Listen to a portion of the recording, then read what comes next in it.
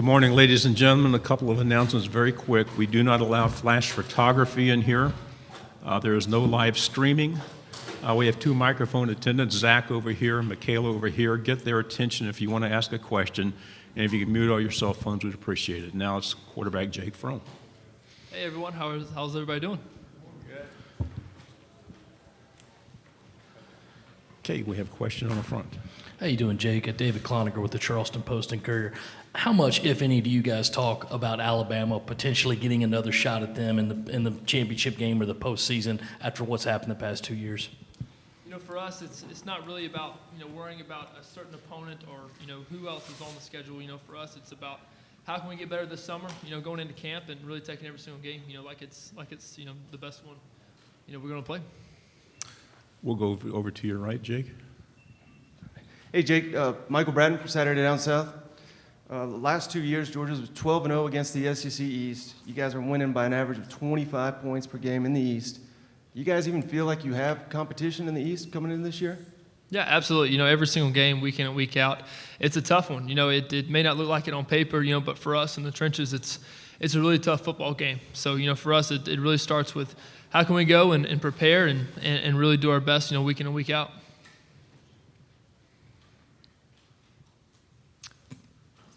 Okay, to your right again.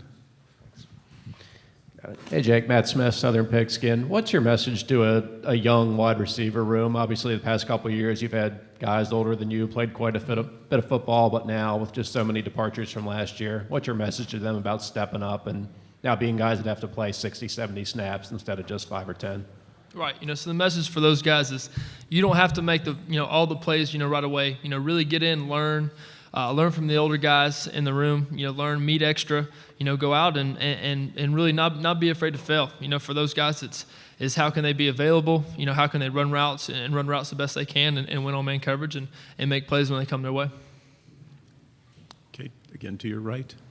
Jake, the SEC has a lot of experienced quarterbacks this year, so how would you rate the level of competition you're going to face at the quarterback position? Yeah, we have a lot of great guys, a lot of great football players, great quarterbacks, a lot of great guys who are in the SEC, playing quarterback. So that's awesome to see week in and week out. Definitely helps me, want to raise my game to the next level and compete with those guys.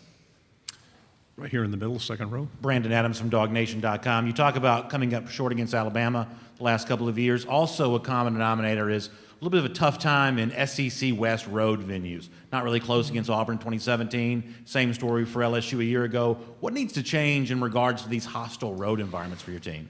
For us, we look at those games where we didn't quite get over the hump in the past, and we want to do more this summer. And I think it starts with what we do in the off season, in the summer. How do we prepare? How we condition?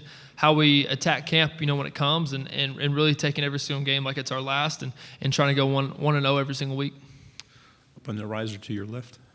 You go up against in practice probably all the time, Monty Rice. How have you seen him improve over the years since you've kind of gone up against him?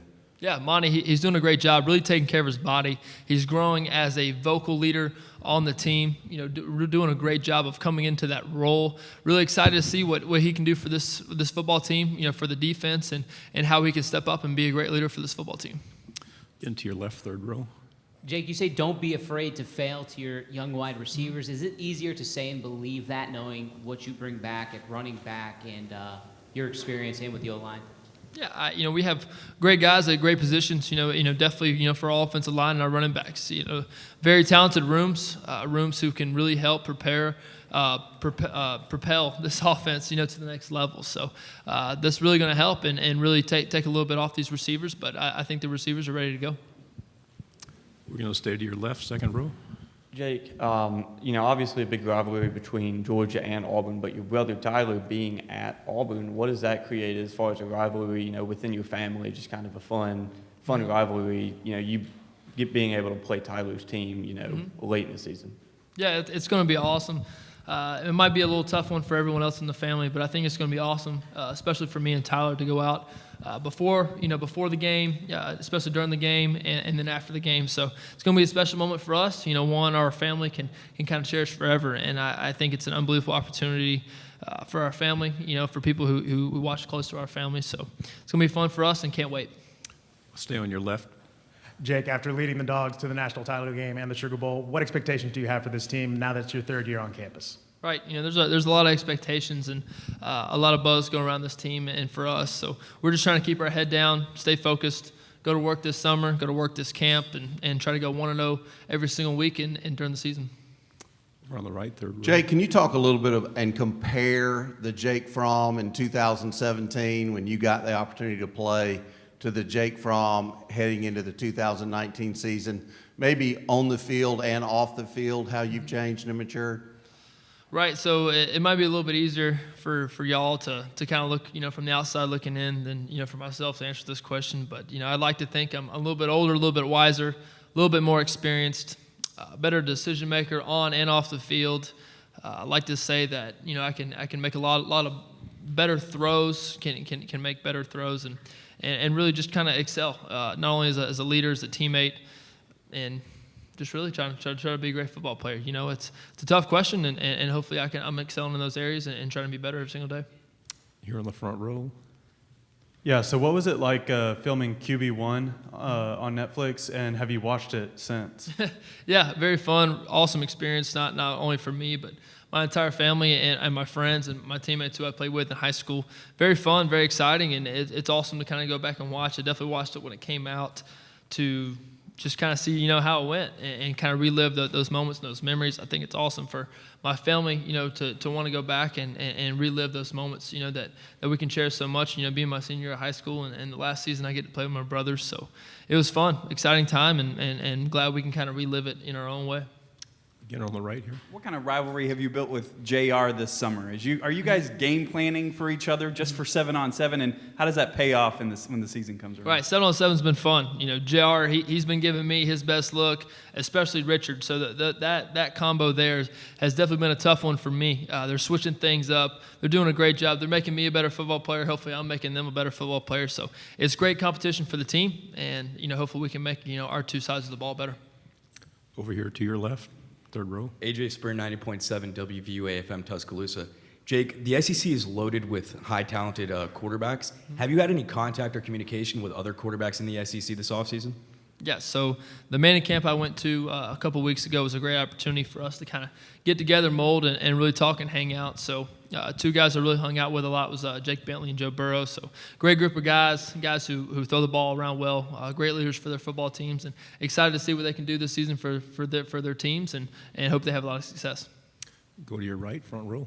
Staying with that theme, we talked to Joe. We talked to Joe afterwards, and he said he really wanted to compare himself to you and Trevor, some of the other guys at the camp, and to see his progress, I guess, against some of the nation's best.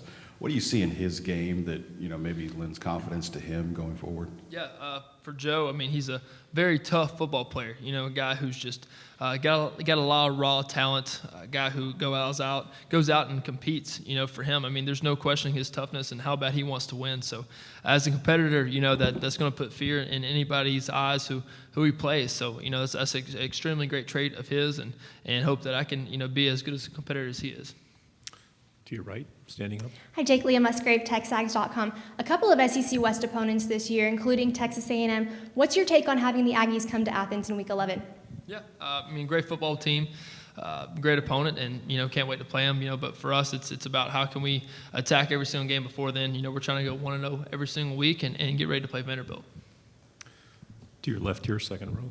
Jordan Campbell, Fox Sports shows obviously some changes in the quarterback room at Georgia. How do you feel about guys like Bennett and Mathis? How are they coming along? And do you feel any extra pressure maybe to bring those guys a little bit under your wing and teach them the ropes, how Georgia football is played?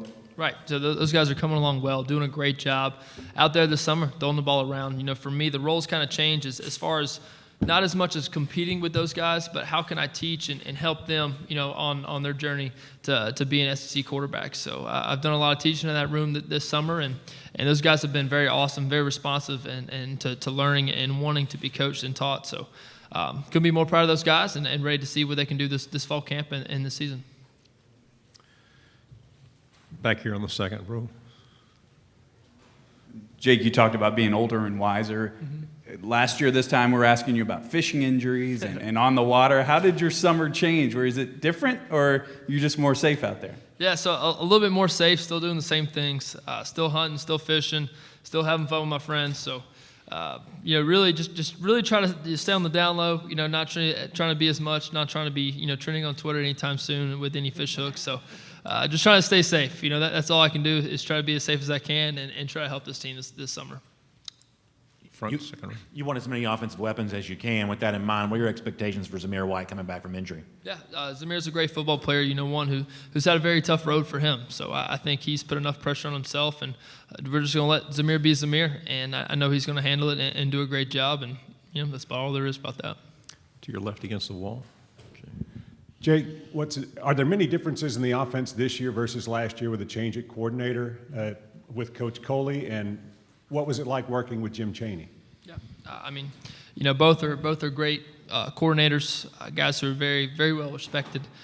Coach Coley, he's done a great job, implementing his stuff and having fun with it. He brings a lot of juice to the offensive room, a lot to the quarterback room, and a lot to the team. So he's fun, makes it great to play for. He's always coming up with new ideas and coming up with new things. He's a guy who he can text me at 6 o'clock in the morning and text me again at 11 o'clock at night. And we go back and forth all day long. So it's fun, it's exciting, and can't wait for this fall. To your right, Jake, standing up. Rashad Snell with Alabama News Network in Montgomery. 5-star Justin Fields came in last year, but Coach Smart said you're his guy. How do you feel that he trusted you with this team to lead them to the championship? Right. Justin's a great football player, but I think it comes down to the culture, we have as a program, and that comes down to competition. And, really you kind of go out and play and you compete and try to make the team better and make each other better. So, that's kind of what it's all about. And I think, it comes down to Coach Smart and his culture about competition. To your left, third row. Clint Schweitzer, Great American Sports Network in Kansas City. Can you just talk about how you've been gelling with this kind of unproven group of wide receivers that you have after suffering some kind of key losses in the offseason?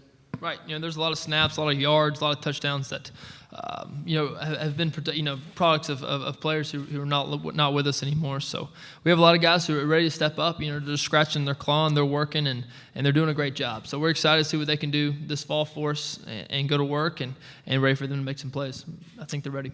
Right here in the front row. You kind of just answered it, but now that J.J. Holloman is gone, you guys didn't expect that to happen, obviously. Mm-hmm. Who do you think will step up in that one spot? By all accounts, it appeared it was going to be him. Mm-hmm. And not having him on the team, how does that change things? Right. There's a number of guys in that room who could step up to that number one spot. I think Tyler Simmons has done a great job of being a leader and being a great older player in that room, and he's doing a good job of taking over. So, I think he's going to do a good job leading. I think a lot of other guys are going to step up and make plays. And there's a ton of talent in that room, and just ready for them to go out and show it.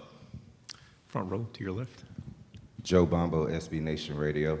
How great does it feel to know that this year, when you have a bad drive, you're not going to hear those "we want Fields" chants?